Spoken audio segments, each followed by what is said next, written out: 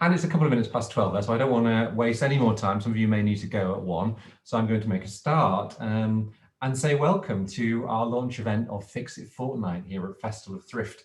We're kicking off today with a discussion which is entitled The Great Tech Debate, and we're asking how is our insatiable digital appetite affecting our planet? Now, my name is Simon Preston, and some of you may know me from chairing previous debates and discussions for Festival of Thrift, and I'm also organising all of our food-based activity for our annual event, live event in the Tees Valley in England. Now, though we can't all see each other, we're all invisible, we actually have a packed room today, a really good, large, bumptious audience. So you're almost definitely not alone today. Welcome, and I really hope you enjoy the session. Now listen, your input is what this is all about. Many of you, and quite possibly most of you, will know more about the subject than me. I'm just the guy in the chair, so please do make your voices heard. You should use the chat function to say hello. Get yourself thinking, maybe think about the mobile devices you have in your house and what you use them for, and possibly more pertinently, all the ones that are stuck at the back of a drawer not being used, and why that might be. Now, I'm going to save at least 15 minutes at the end for your questions. You can post those at any time, and we'll keep a log of them, and I'll ask as many as I possibly can. I may even pop 1 or 2 in during the discussion if it's the right time. Now, as I've said hello to our audience, I will welcome next our 4 incredible speakers, and I mean that. As I did my research on them, I realised that we have a very illustrious crowd here today. I'm going to give them I'm hoping they're going to dispel some myths for us all. I'm sure they're going to open our minds and challenge all of our attitudes towards tech. First, I'm going to say a few words of introduction about each of them, and then I'll give them a couple of minutes to tell us something about their work. First of all, if you give me a wee wave as I introduce you. First of all, Ellen Wilson, there she is. Hi, Ellen. Ellen's a sustainability and smart cities lead with Microsoft. Now, that's a company almost no one will be unfamiliar with. I feel like Ellen's in the perfect job. She says she's passionate about sustainability and tech. There you go. And she has a particular interest in how the digital world has the ability to transform and help communities build a smarter and more sustainable future. Second up, we have, Sandra told me how to say her name a minute ago, and I've already forgotten. I hope I get it right. Sandra Sydow, correct? Yeah. She's the founder of YNOTNOW. Sandra's someone who, confronted as we all are by the daily stories of the catastrophic impact climate change is having on our planet, but even more so by the concerns of her children, decided to act, to do something. So she set up YNOTNOW with a mission to raise awareness and empower people and businesses to amplify and accelerate their positive impact. Next, we have Suzanne Baker. There's Suzanne with the headphones. Hi, Suzanne. She's Associate Director of Climate, Environment and Sustainability at Tech UK. Now, Tech UK is a trade association which brings together organisations to push digital technology towards positive outcomes. Suzanne is involved in so many things, I've really struggled to summarise them all. She's an amazing woman. So for now, I'll just say that she helps Tech UK members to get to grips with latest issues, developments and trends, and in turn works with government to ensure effective regulation, and I'll let Suzanne tell you the rest. Finally, we have, with the fabulous plants, Ugo Valeri. He's the co-founder of the Restart Project, a charity and social enterprise with a brilliant and simple idea to encourage us all to use our electronics longer so as to reduce unnecessary waste. In reading about him, he's had the most fascinating career, which has taken in all sorts of things, including the slow food movement, subject close to my heart, and Computer Aid International in Kenya. Welcome all. As I say, I'm going to give you just a couple of minutes to spend 2 minutes just talking about perhaps what you're working on now and what's really interesting you in the world of tech and sustainability right now. Ellen, would you like to start? Yes, of course. Hello, good afternoon, everyone, and thanks for the kind introduction, Simon. So I've been lucky enough to work with local government and cities for the last sort of 8 years, and we've been doing an awful lot of work around the smart theme. But the last few years, the theme of sustainability has just become so much more pertinent that actually that if we want to do something, we want to do it sustainably. So I've had the pleasure of working with a lot of cities around understanding where the areas are that can have the biggest impact. We see a lot of cities and local regions doing a lot of climate action planning, but there was a gap around actually considering digital technology as an enabler to that. So that's sort of my little bandwagon that I've jumped on and said, hey guys, if we think about this, digital has such a crucial role to play. And as you said, I'm super passionate about it, and I look forward to explaining a few of the data points that we've got. Thanks, Helen. We look forward to that too. Sandra, would you like to pick up and tell us a little bit about what you're working on now, what's exciting you right now in tech and sustainability? Yeah, thank you, Simon, also for the introduction. I'm really glad to be here to talk about a subject I'm passionate. Also, I've been working 20 years, more than 20 years in communication, done a lot around digital, setting up digital teams and data center teams. And I have to say now I'm trying to join the dots, and what I have learned in the past 3 years, you know, jumping into this topic of climate change and sustainability, has allowed me now to put in place a program to raise awareness, because my take on this is that a lot of people are underestimating at the moment the impact of digital being positive. I am a passionate, and I truly believe it's part of the solution. Equally, I believe that we need to be more sober, and we need to understand exactly what we're doing when we're doing it with digital and digital technology. So in the workshop I'm proposing and launched last year from a French organization, I propose game-based workshop where you can learn by playing digital impact on the environment. And this is not about virtuality, it's about materiality. Thanks very much, Sandra. That's interesting. There's something you said that I'm going to pick up straight away on. But first, we'll go to Suzanne. Suzanne, I already said that you are involved in so many things, so you may struggle to summarize. Tell us a bit about what you're working on now, and what you're into right now.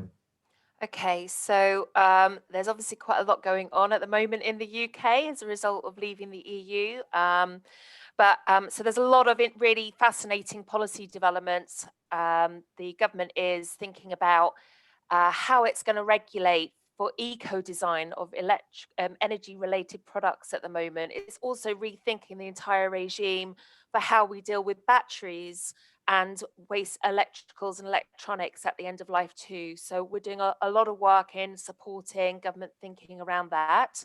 I think that's really exciting, because we do have an opportunity to do something a little bit different perhaps in Europe, and perhaps create some new incentives for sustainable business models and things. So I find that really fascinating. Another area that we're really very active in at the moment is around the use of digital technologies in supporting the net zero transition of other sectors. And we're probably working most heavily on the energy system, so the digitalization of the energy system, the role of digital technologies in supporting the decarbonisation of transport, and the role of digital twins as well. I find that all very fascinating. And the kind of third area that we're working on is around how we can support the whole entire sector in the UK to be more sustainable. We've got an agreement this year with Renewable UK and the Solar Trade Association to unlock markets for renewable energy. So encouraging the purchasing of renewable energy that adds additional capacity onto the grid. It's not just sucking off what's already on there. So they're, I think, three kind of key areas. Thanks, Susan. As I suspected, you've reached into really diverse areas, some of which we don't often associate with tech. So thank you for making us realise that this is going to be perhaps a broader discussion than we initially thought. Hugo, please, I've already said that you have had an interesting career, so I can imagine you might surprise us with some of the things you're working on just now. Tell us what are you into and what are you up to? Well, thanks, Simon. Two of the things that are closest to our attention and our hearts right now are, well, one directly connects with what Suzanne was mentioning, and it is that the UK is at a turning point now that it's no longer part of the EU to actually consider bringing in right to repair legislation. And this is something we work on both in the UK and at the European level. And we see a movement growing of both policymakers interested in this and people really demanding out of frustration and common sense that products are made to last longer, more repairable, easier to repair by everyone. And this is something that's really close to my heart.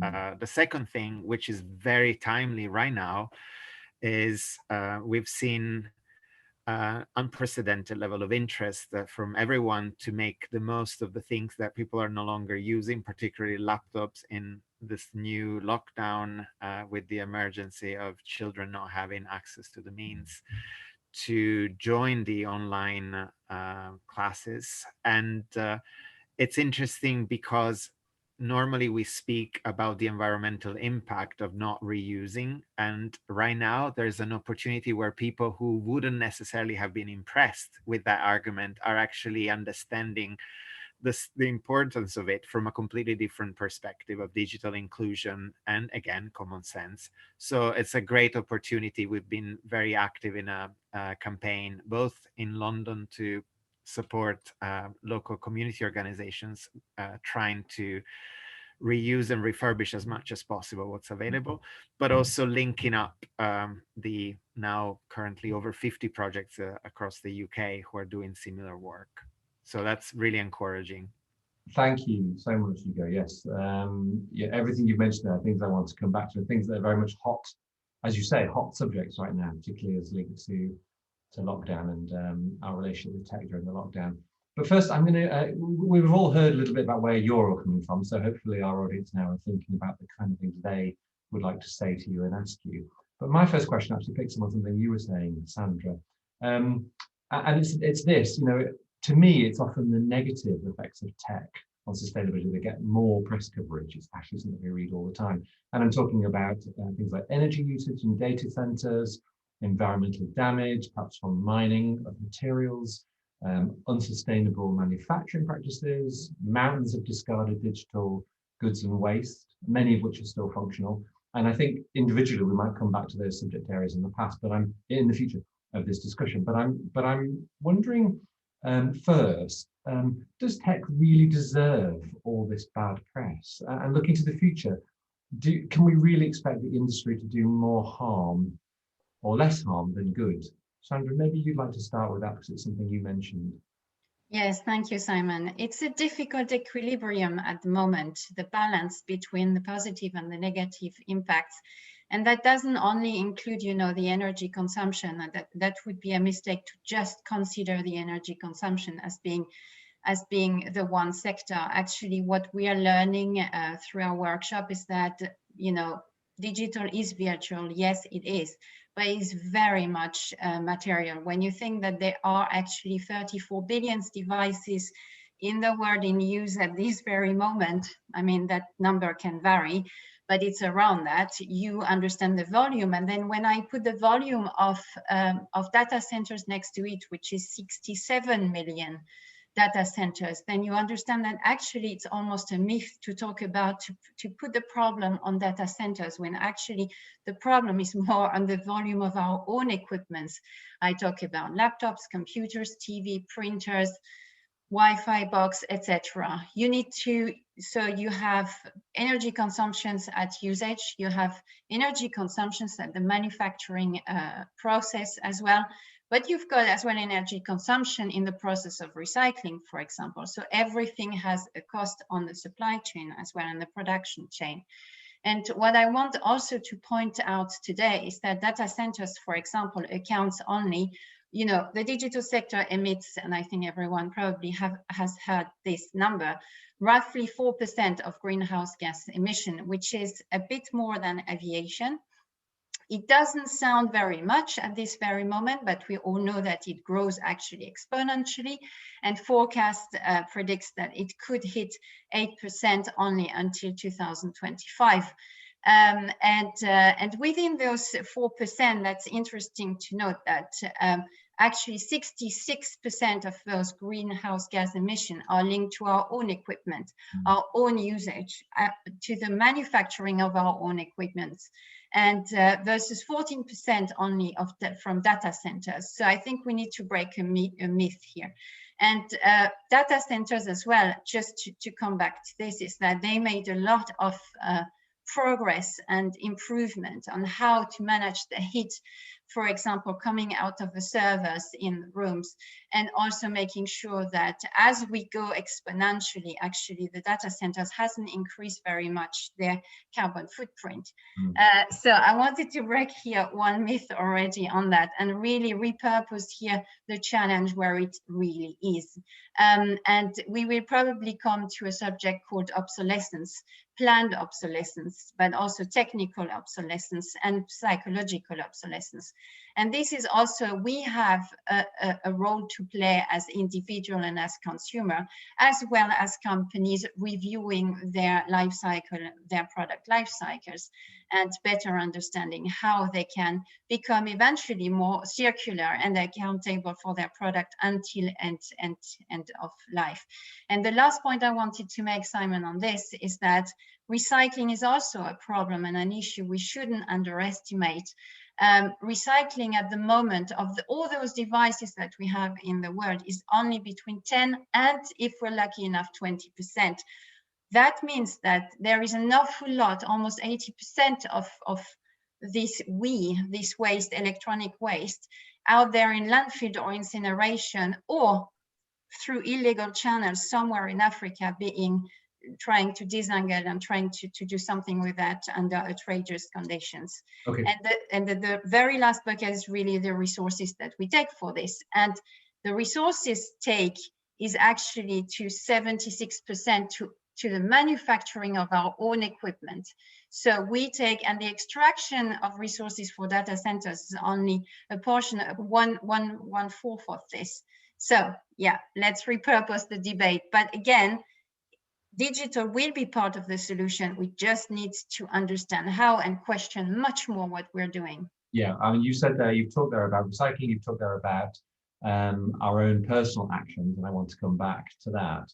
But just to refocus back onto to the industry, Ellen, can I come to you? I mean, obviously you work for Microsoft, and it's often the big names, the Apples and Microsofts, whatever, the Facebooks that take the heat when it comes to the negative press. And I know your work is very much not about that. Your work is very much about trying to get us to understand how technology can advance us towards sustainability. How much of a hindrance is that for you, this idea that when we think about tech and sustainability, we think bad, and you're trying to say, no, good, tech is actually moving us towards sustainability? I wouldn't necessarily say it's a hindrance, Simon. It's more of a conversation starter. Let me give you a few examples. And again, please keep in mind, this is in the context of Microsoft, so some of the numbers that I'm talking about. If you think about Microsoft, we used to be just Windows and Office. We've moved on an awful lot from that. So we are pretty much a data center provider now. We run all of our services through data centers. We have numerous data centers across the world. So the way we run our data centers is hugely, hugely important to have a positive impact on the planet.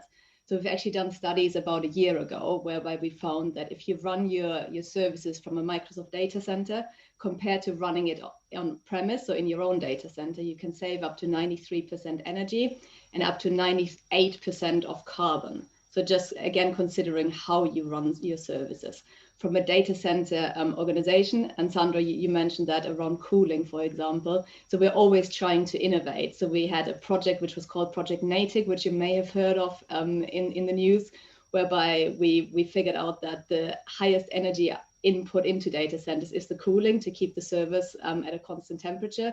So the idea was born, why not actually put it somewhere, the data center, where there's a constant temperature. So we sunk a data center in 2015, I believe it was, off the coast of Southern California. That was successful, and we've just pulled the second one up off the coast of the Orkney Isles, just around the corner from here. And it's actually proven that the servers run better in an uninterrupted environment, and they can run up to 4 years without actually needing servicing. But equally, at one point our service will also come to an end of life. So typically what we try to do is we run our service for about 4 years, and then we go into sort of the recycling modus. But we've also chosen to start the building of circular centers. So at the end of the usual shelf life of a server, we will take it apart, and we're aiming to get a 90% reuse rate of all the components of the server to really, really reduce the rate. Just wanted to come in on the devices side as well, because Sandra, I couldn't agree more around actually continuing the use of devices. It's a little bit like with a car. Just because your car finance is up after 3 years, who says that car isn't good to drive anymore? And it's similar with your mobile phones. And if you think back, the devices used to get smaller and smaller and smaller, and you had the iPad Nano at some point, and you crack the screen, and guess what? You actually can't fix it anymore. So again, what Microsoft has done with all our Surface products, we build repairability back into the devices. So if something breaks, we can repair it. And that is quite a change from a business model. Let's not forget that. But there's just been an appreciation that it's the right thing to do. Okay. Well, you've both talked a lot there about repairing and reuse and continuing the longer life and use. So actually, I'm going to come to you, Hugo. I know this is something that you're working with just now. You talked a bit there about the right to repair. Perhaps you can tell us a little bit more about what the right to repair is and how much impact it's having. But really, also thinking about what Sandra and Ellen just said. What more can we do to ensure that we take a different attitude to how we extend the life of our devices? Excellent. We are working on right to repair because everyone wants it, basically. Approximately 80% of public opinion across the world, I mean, whether it's in the UK, at European level, in the US, and no matter what's your political beliefs or ideology, everyone understands that we need to stop throwing away products when something breaks unnecessarily, having to move on because it's just doesn't make sense from an environmental perspective, and it also doesn't make sense most cases from a common sense. Of course, there might be cases where people need to upgrade for whatever reason, but we need to be in control of when we make these decisions. And unfortunately, until now, this has been made really hard by a series of barriers, and that's what the right to repair movement works on. Number one, it's the access to products that are designed so that they can be taken apart and are not a risk of being broken further if you need to access them. And Ellen there mentions their new efforts on the Surface products. Indeed, it was also a product that was pretty much impossible to repair until now, and it's certainly positive that there are some steps in the right direction. We hope that will be extended to all Microsoft-made products in the future. Then there is lack of access to spare parts. So when manufacturers stop supporting a product by not making the parts available, and we mean available to everyone, not just to their own authorized repair centers, but to independent repair businesses as well as consumers as much as possible. And that's why we, with the European Right to Repair campaign, we ask for the universal right to repair, not just so that someone who is authorized by a manufacturer can do it, but that everyone can do it, so that the prices will actually also be fairer and there will be more competition. A third barrier is availability of repair information, meaning all the repair manuals and the schematics and the other information elements that will help perform repairs and do troubleshooting more effectively, so that there are not cases where a repair goes wrong because maybe the part was correct, but the information on how to fit it was not the right information. And there is one final, for us, really worrying, growing issue, which is actually the software related barriers to repairing a product. We're seeing manufacturers too often stopping supporting a product with software updates or security updates. So what keeps a product that you own still safe to use and from attacks. Obviously, all connected products are on the internet all the time. They need to be maintained. And if manufacturers don't support products long enough, these can result in effective obsolescence. I'm not a fan per se of the term planned obsolescence when it's used to say that your product will stop working the day after your warranty expires. But it is often deliberate choices by manufacturers to limit the amount of support or to choose inappropriate pricing for the spare parts, so that common sense will then be for people to replace a product, because you're not going to spend 50% of a product just to buy the spare part that you need. And that's why we work towards regulation in this sector, because the efforts of one manufacturer, no matter how important, is not enough to guarantee that everyone, everywhere, can access products that will be repairable and actually repaired.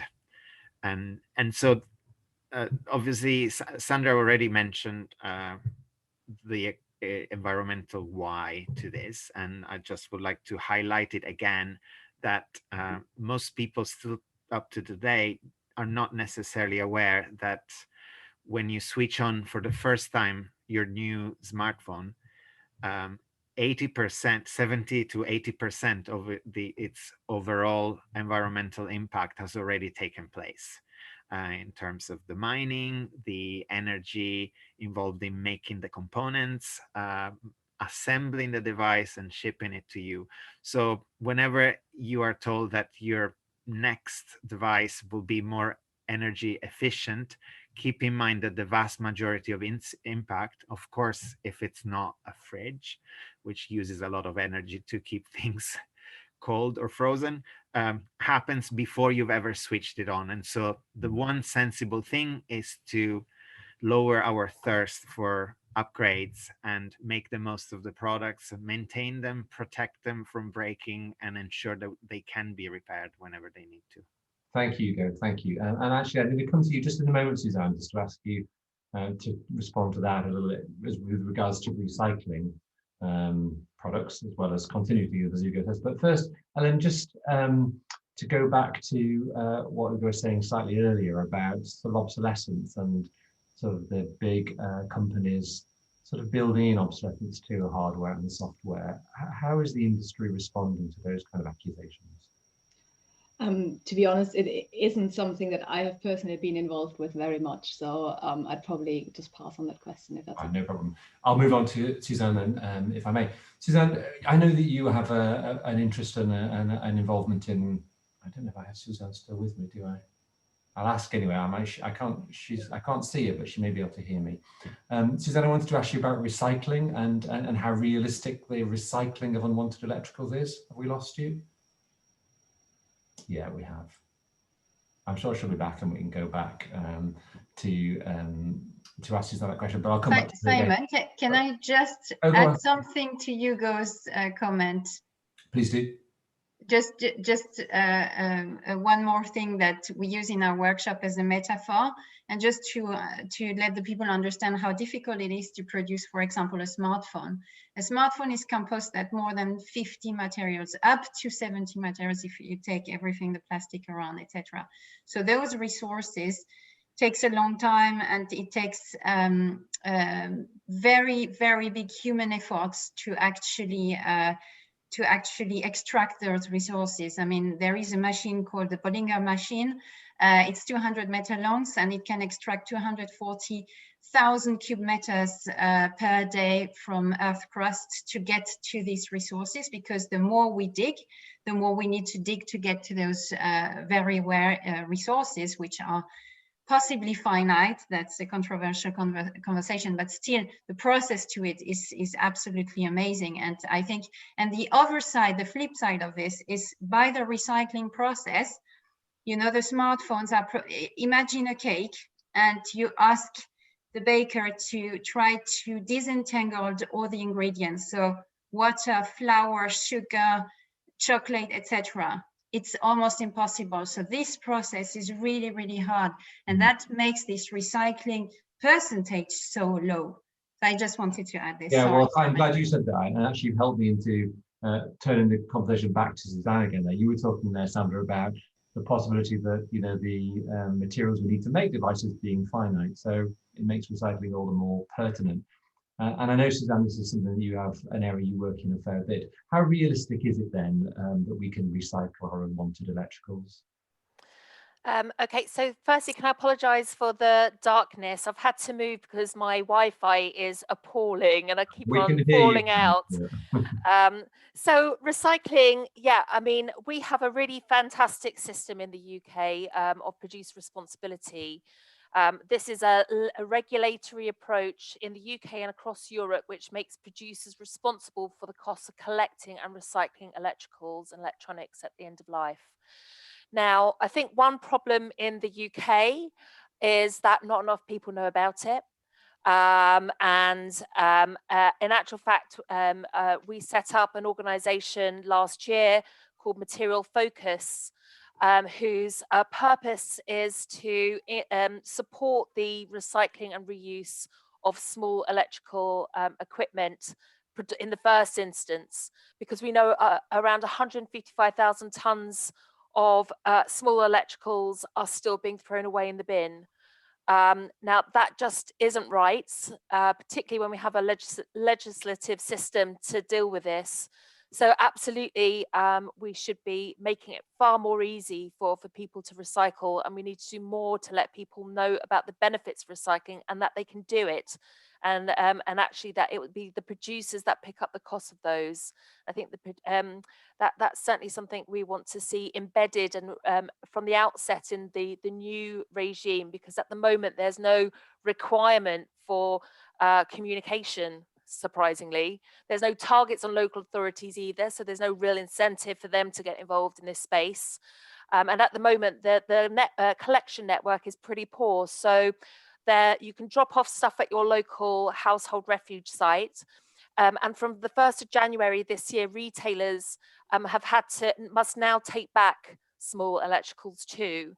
And that's important because elsewhere in Europe, that's really commonplace. In the UK, actually, the UK decided just to rely on the local authority recycling sites for collection. And that's clearly not going to work. We've actually been supporting rollout of curbside collections, and that's now available in 15% of local authorities. And we're lobbying government to actually make this mandatory across all local authorities, along with small batteries as well. So we think there is an opportunity, as they're thinking about packaging, to roll out a consistent framework for recycling to also include small electricals, electronics and batteries in there too. Thank Now, you. sorry. No, go ahead. I was just going to say, on the point on actual recycling technology itself, it's actually quite crude at the moment. It goes through a shredder and separates metals, plastics. The motherboards are taken out and they go to a refinery where valuable metals are taken and extracted out, but often it means that other materials are sacrificed as part of that process. So we'd love to see more innovation focused on critical raw material recovery. We talk a lot about CRM recovery. There's just not enough focus on getting and upscaling, commercializing the technologies that enable us to do that effectively. And it's quite a tricky area to operate in because the Chinese have got a stranglehold over the market, and in the past it's been difficult to commercialize CRM recovery operations.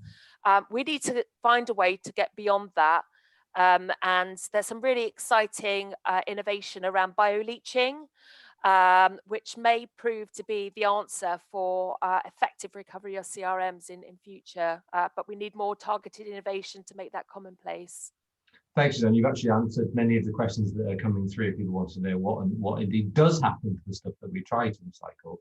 So thank you for that. You may also have answered this question, but let me just check.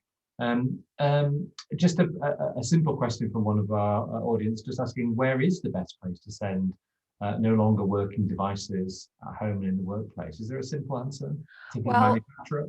Yeah, so actually, for if you go on to www.recycleyourelectricals.org.uk, there's a postcode finder there. You just tap your postcode in there and it will show you your local collection points for your electricals. For business electricals, we've actually got a really complicated system. And it's definitely not intuitive. And that's something we've been giving a lot of thought to over the last couple of months with partners within the WE system. It's an unfortunate reference to wasted electrical and electronic equipment. But we want to try and make sure that the B2B system works and is as convenient as as it is for consumers. So it's a bit more tricky. The best thing to do in the first instance is to contact the original manufacturer. But often, particularly with B2B, they can last longer. The original manufacturer may have become may no longer be in the market.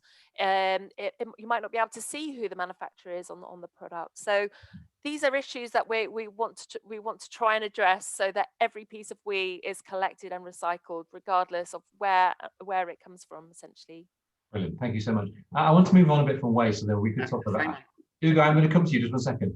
I'm going to move on from waste, but and I'm going to enable it to segue me into lockdown, because lockdown has changed the way many of us interact with tech in positive and negative ways. So I'm going to come to you all to ask you a bit about your view on lockdown and how that's brought up opportunities and risks associated with tech. But starting with Hugo, because I know you said before about devices that would perhaps previously have been wasted, be perhaps reused now in schools and people who may actually need them. So perhaps you'd like to pick up there and then also add in the point you were about to make.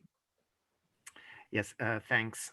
Well, obviously, as an organization and part of a network of organizers of community repair activities, the last year has been really tough because all the wonderful skilled groups of volunteers around the UK and around the world who normally would have helped prevent unnecessary waste by repairing in repair cafes, restart parties, and all kinds of other community initiatives have had to stopped their activities or move them online just to provide some advice. And that means that on one level, probably there's been more unnecessary waste generated during the last year. But at the same time, we've also seen a complete change in the way look at what might still be at home and could be reused or might have to be reused because there's no other option. And I was mentioning earlier that we had a huge response, and it's been in the news, not just because of us, obviously, that due to the huge numbers of students and pupils that don't have access to computers because everyone is working from home. So even if in their family there was a computer or a tablet, it's possibly used by someone having to work from home.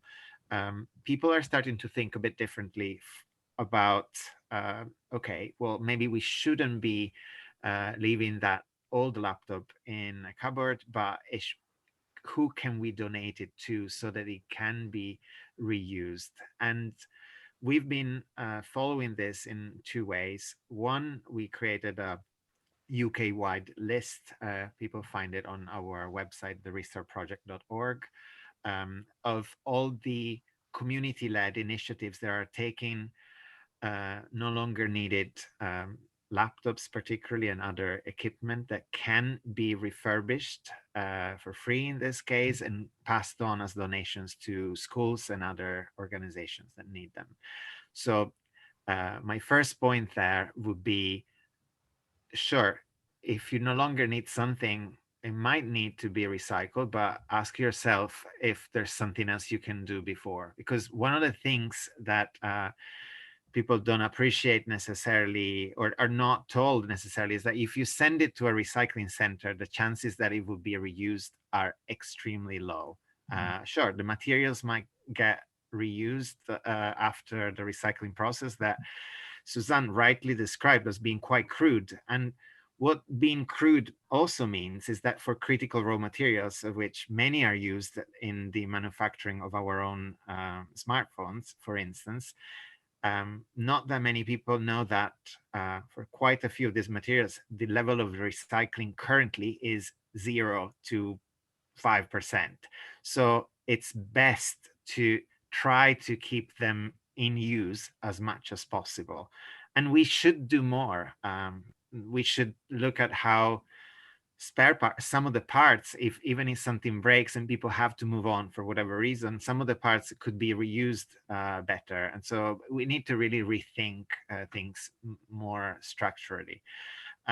Also, it's in London, particularly, if someone listens or is watching us from London, we've launched a campaign working in partnership with 8 community reuse projects across London, which are taking donations of equipment, and sometimes they're overwhelmed by the amount of devices that might need a repair in order to be reused. Because of course, people have given up on something because maybe it needed a new hard drive or a new keyboard. And so the Restart Project is working with them to provide our network of volunteers, and we're crowdfunding to get the funds needed to pay for these spare parts, so that every product that can be reused is actually going to be reused. Thank you, Hugo. Thank you. I'm sure there are, I know of that project in London, and I'm sure there are many others around the country as well. Actually, there's quite a few handy links being popped into the chat by our speakers and others of ways to find out how we can recycle and reuse. And of course, as this is part of our Fix It Fortnight Festival of Thrift, we also have our Fix It Cafe at Festival of Thrift each year, where people can bring along their items, get them fixed. So lots of things we can do. Ellen, I'd like to come to you on this, just focusing on lockdown really. And here we are using not one of your pieces of software, but my son is still there using one of your pieces of software. How is lockdown for you, given us what are the opportunities and negative sides of technology during lockdown for you? So I think the speed of digital transformation that we've seen in the past 10 months has been absolutely astounding. So some of the work, again, that cities and local authorities have done to get to digital has been obviously accelerated through COVID. And honestly, we wouldn't have seen it without this pandemic happening. I think there's a risk associated with it, because you need a certain level of digital skills to be able to access services or access the tools, or you may not even know how to use the computer properly. So there's a real opportunity or commitment for organizations to actually help with digital inclusion. And again, from a Microsoft perspective, there's a digital skills program that we're offering, because we're very aware as we move into this digital world, we actually need to make sure that we take everyone with us, whether that's younger generation or even the elderly who now suddenly can't go to their local council anymore to ask for whatever it might be that they need.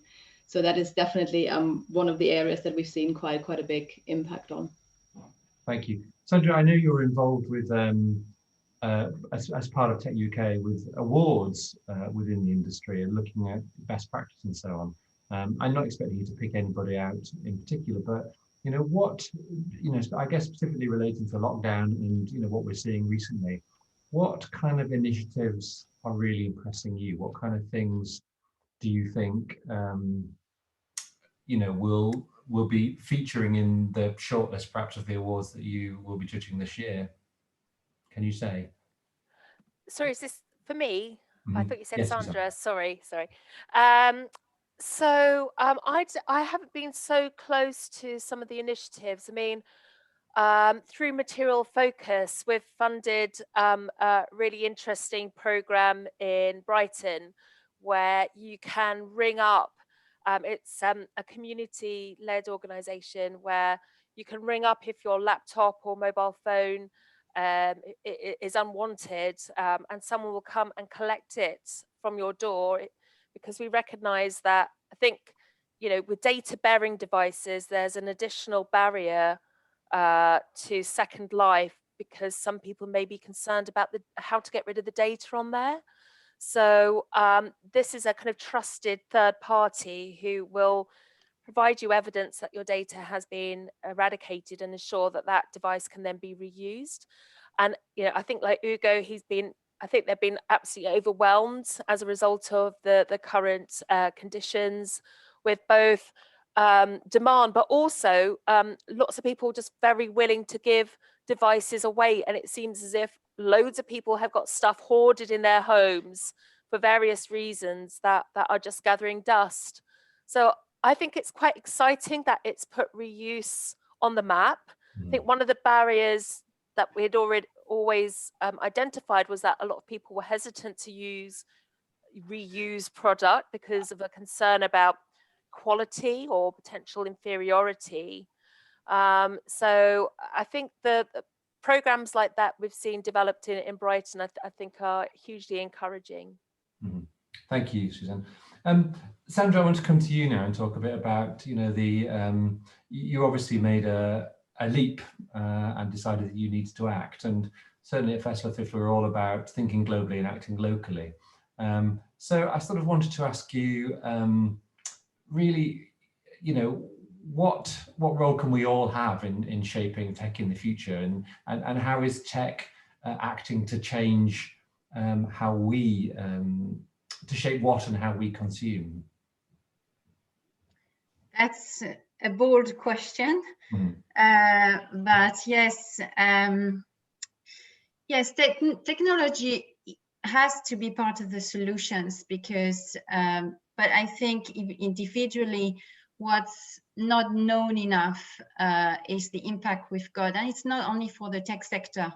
It's for everything. And I think the first step to change is about awareness. And if you're an individual, as I was 3 years ago, 5 years ago, I put my head in the sand, and I just didn't want to be too curious about that, because I was a bit afraid of what I will be discovering. And as the time passed and I was doing my job in a media agency, I had this feeling growing in me that what I was doing directly on the people was all right. Indirectly, my job investing in consumption and overconsumption was not right. Until the point my son took me on the spot at the table telling me, "Mommy, I will never want to do your job," and then took me on the Fridays for Future from Greta Thunberg, and I just cried all the tears of my body, I think, on that day in the middle of a crowd, realizing that yes, indeed, what I'm doing is wrong. So from one day to another, I resigned and decided to just completely dedicate my time to positive impact missions, trying to connect my skill set with whatever I can do. At the moment, what I realized after doing studies at the Cambridge University and getting myself into it, doing a lot of voluntary work, is that I need to communicate. And the first step is really about awareness. So when you understand the state, when you understand where the problem lies, then you're equipped to act. And that is really the focus of my business right now, is to make the people aware first, but in a non-guilty way. I think we've been many years, since 30, 40 years, we've been finger pointing. We had this guilty feeling always in all communication, or negativity and catastrophism. We need to come out of that. We need to communicate as, the way forward is a better way. It's a positive way. Our lives will be better through it. And as we look through this lens, we need to encourage and enable every single one of us to be part of it, and also make a strike on thinking, if I'm doing something that doesn't make a difference, that's just a drop in the water. But think of it as it's one drop in the water will make a wave. So a wave of every one of us, it will help. And actually, there is a study showing that we can contribute to 25% reduction of carbon emissions as individual efforts. And the last thing I want to add is that we shouldn't underestimate our own power. We have 4 powers. One is the power of consumer. We can choose. We have our own selection. We can select what we buy. We have the power of being citizen. We have a right to vote. We need to use that voice to vote. We have the power of influence. We can influence our family, our friends, our hobbies, etc. And the fourth, but not the last one, is we are change maker within our professional environment. So as Ellen is doing within Microsoft, we have all a voice, you know, it's not dedicated to one department or a sustainability officer. It's for everyone to step up and put their cape of hero, as I say very often to my participants, and just act themselves and do something. Thank you so much, Sandra. That's such a powerful statement you just made. It's interesting, and in a lot of the work we do at Festival Thrift, you know, we think about what we can do, but then often when we look more deeply into the subject, you realize that actually, you know, things that are happening elsewhere in the world perhaps have an even bigger impact. We don't have a control on them. Which I kind of wanted to pick up with Hugo, because Hugo, I know you. I said earlier on that you'd done work in Kenya with farmers in Kenya and looking at introducing tech to farming communities in Kenya. You know, we're very focused on what's going on in the developed world here, but what about in the developing world? What's happening there? Are there things that we should be worrying about? Are there things we should be learning from what's going on over there? It's a great question.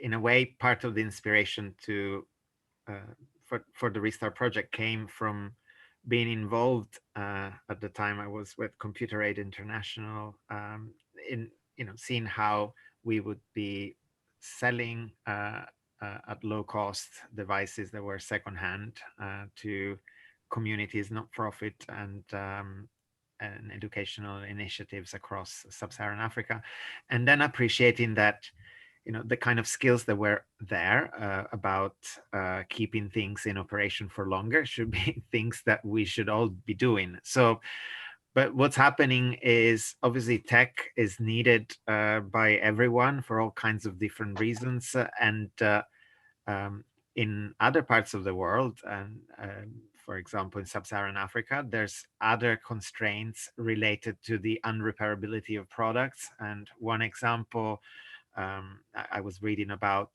recently reported by Solar Aid, a UK-based charity that works on solar lights, and how products of low quality, unrepairable products mean that people in Zambia, for example, cannot keep them working for longer and can't afford necessarily to buy a new one. So the need for repairable products is global. And for some people, it means that they might go back to using polluting alternatives to solar light. And so there's many different layers of this. And this is why it's a concerted global effort to change the system.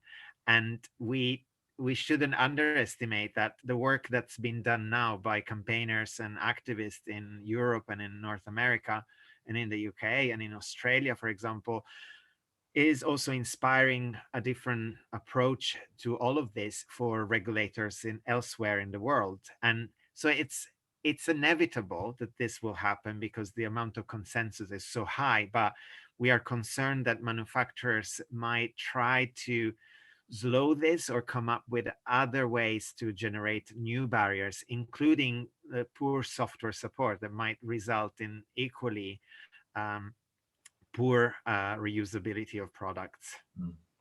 Thank you, Hugo. That's interesting. I mean, we've only got a few minutes left, so I wanted to sort of start to look towards the future a little more.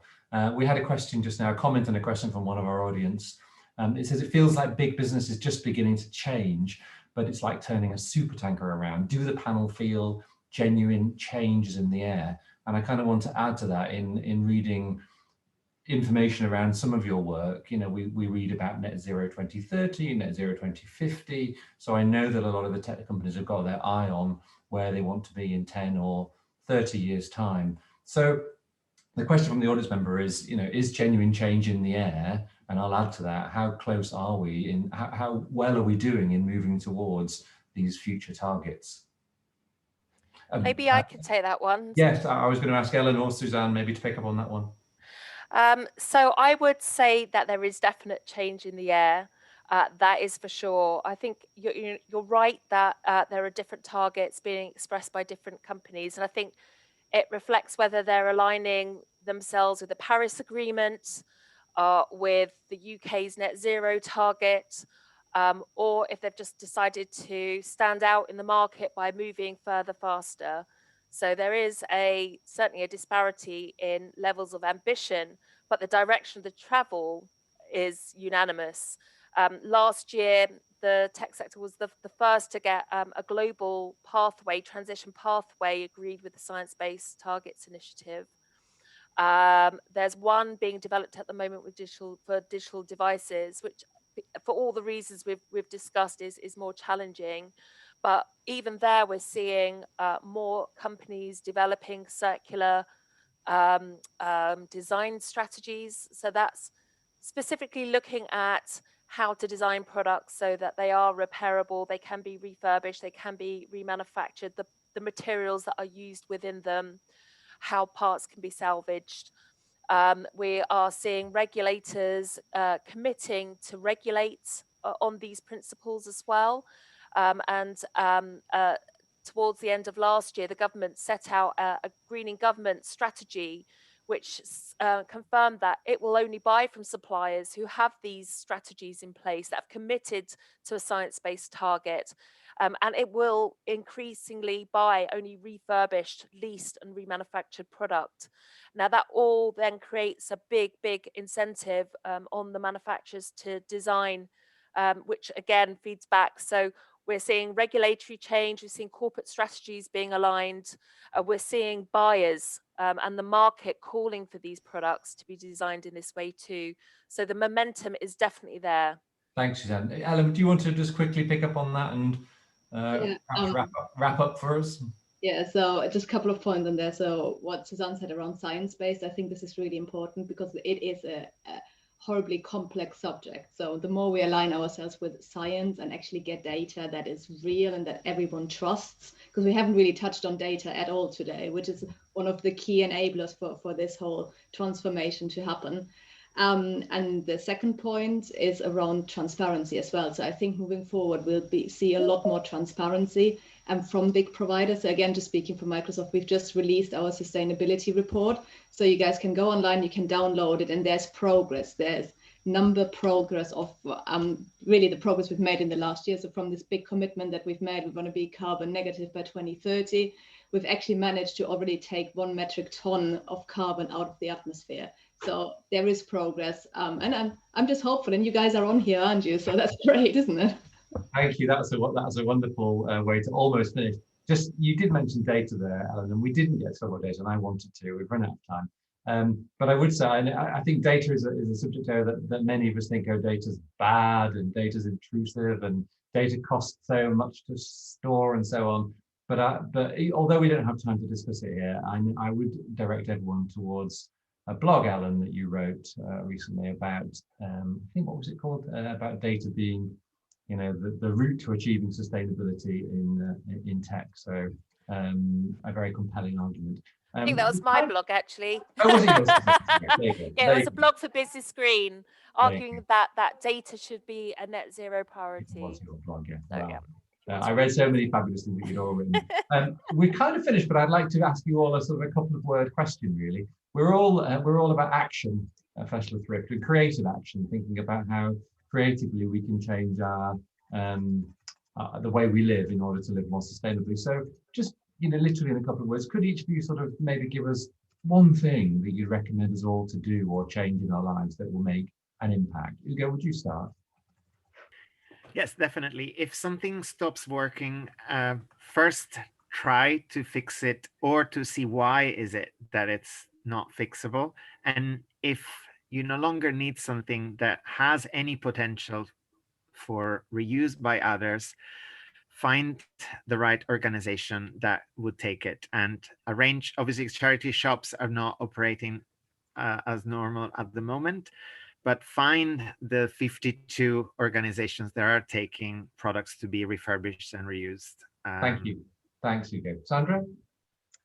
I would end up with a quotation, not from me, but from James Baldwin. Not everything that is faced can be changed, but nothing can be changed until it is faced. Wonderful. Thank you so much for that. Ellen, would you leap in there? Sorry, struggling with the mute button. Just something very practical. Your energy supplier. Just check who you've got your energy with and make sure it's green. How wonderful to finish on something so practical. And Suzanne, you have the last word. Okay, so I'm going to, it's always difficult going last, but I would say if you really, really cannot repair a product, think about buying a remanufactured or refurbished product. These are old products that have been taken back to the factory and rebuilt with a warranty to match. They really are just as good as a new one. Thank you. Wonderful. Well, that's amazing. Thank you so much to our speakers for all of you, everything you've said and done for us today, and also to our audience for some lovely questions and your attention. This talk will be made available later for others to watch on YouTube. So do look out for that being tweeted or promoted on our website. That's festivalofthrift.co.uk. We've got loads of really great events coming up as part of Fix It Fortnight for the next few days, so do also keep an eye on that. And all that remains is me to say thank you for joining us today. Goodbye. Thank you.